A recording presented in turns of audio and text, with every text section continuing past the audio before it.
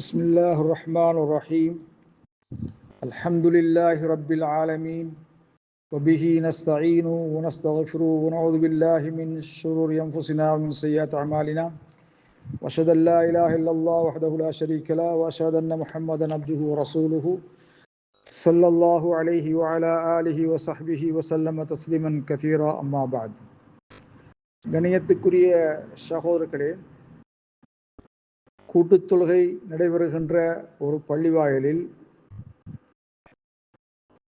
இரண்டாவது மூன்றாவது கூட்டுத் தொழுகைகள் தொழலாமா? ஏனென்றால் நாம் சில பள்ளிகளிலே ஜமாஅத்து தவறியவர்கள் கூட்டாக தொழக்கூடிய வாய்ப்பு இருந்தும் கூட இரண்டாவது ஜமாஅத் ஒரு பள்ளியிலே நடத்த முடியாது என்று எண்ணி அவர்கள் தனித்தனியாக தொழுதுவிட்டு செல்கின்ற காட்சியை இந்த காலப்பகுதியில் நாங்கள் காணுகின்றோம். அது சம்பந்தமாக கண்ணியத்துக்குரிய சகோதரர்களே, இதை நாங்கள் தஃசீலாக தெளிவாக கூறுவதாக இருந்தால் 3 பகுதிகளாக நாம் அதை பிரிக்கலாம். முதலாவது பகுதி, பாதை ஓரங்களில் இருக்கின்ற பிரயாணிகள் பயணம் செய்கின்ற பாதை ஓரங்களில் இருக்கின்ற பள்ளிவாயல்கள். அந்த பள்ளிவாயல்களிலே முதல் ஜமாத் தவறி போனால் இரண்டாவது ஜமாத் நிலைநிறுத்துவதிலே எந்தவிதமான தவறும் கிடையாது, சந்தேகமும் இல்லை. ஏனென்றால் லைசுல் இமாம் ராத்திப், அங்கு ராத்திபான தொடராக இமாமத்து செய்யக்கூடிய ஒருவர் இல்லை என்பதனாலேயும் வருபவர்கள் தொழுது விட்டு செல்வார்கள். அந்த வகையிலே அங்கு பயணத்தை மேற்கொண்டவர்கள் பாதை ஓரத்தில் இருக்கின்ற பள்ளியிலே அவர்கள் இறங்கி கூட்டாக தொழுதுவிட்டு செல்லலாம் என்பதிலே எந்தவிதமான தவறும் கிடையாது. இரண்டாவது, வழமையாக அந்த பள்ளி வாயிலிலே 2 ஜமாத்துக்கள் நடைபெறும். ஒரு ராத்திபத்தான இமாம், அவர் 2 பேரும் ராத்திபத்தான இமாம், ஒருவர் ஆரம்ப நேரத்திலேயும் இன்னொருத்தர் பிந்திய நேரத்திலேயும் கூட்டாக ஜமாத் நடைபெறுகின்ற தொழுவிக்கின்ற ஒரு பள்ளிவாயல். இது பிதஅத்தான ஒரு நூதனமான செயல், நபிகளார சுன்னாவுக்கு மாற்றமானது என்பதில் எந்த விதமான சந்தேகமும் கிடையாது.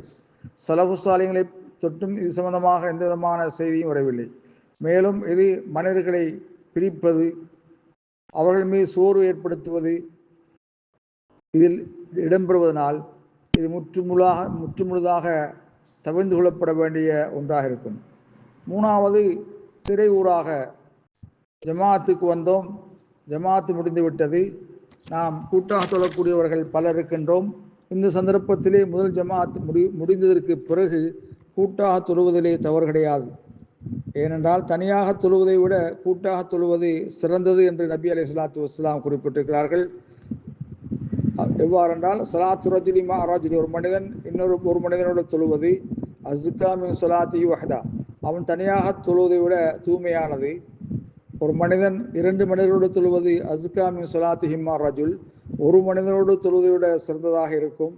ஒமாக்கான் அக்ஸரஹு அஹப்பில் அல்லாஹ், அதைவிட அதிகமானது அல்லாஹ்வுக்கு பிரியமானதாக இருக்கும் என்ற செய்தி அபூதாவூதில் பதிவு செய்யப்பட்டிருக்கிறது. ஆகவே ஒரு பள்ளி வாயிலில் நுழைகின்ற ஒரு மனிதன் அங்கு ஜமாத் நடந்து முடிந்து விட்டது, அப்பொழுது தொழுகை தவறிய முதல் ஜமாத் தவறிய ஒருத்தர் இரண்டாவது ஜமாத்தாக தொழுவதற்கு வாய்ப்பு இருந்தால் அவர்கள் தொழுது கொள்வதிலே எந்த விதமான தவறும் கிடையாது.